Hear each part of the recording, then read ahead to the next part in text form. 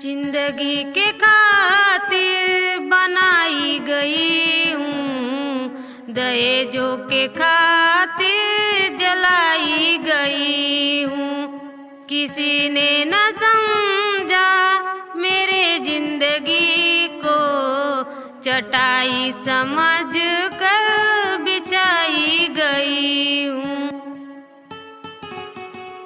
किसी ने न समझा मेरी जिंदगी को, चटाई समझ कर बिछाई गई हूँ।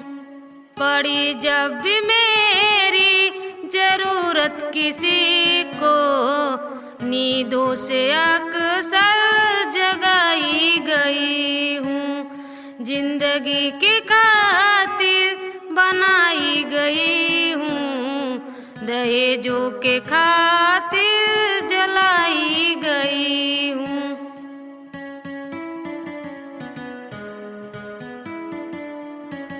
जिंदगी के खातिर बनाई गई हूँ, दहेजों के खातिर जलाई गई हूँ।